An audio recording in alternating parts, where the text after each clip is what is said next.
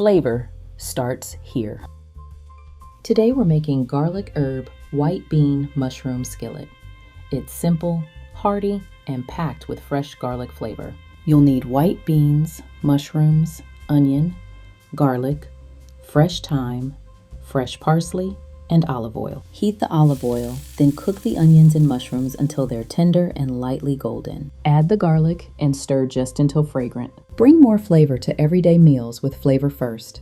Download your copy using the link below. Add the white beans and fresh thyme, then stir until everything is hot and well combined. Finish with fresh parsley, give everything one last stir, and it's ready to enjoy. Fresh garlic, hearty white beans, and plenty of flavor in every bite.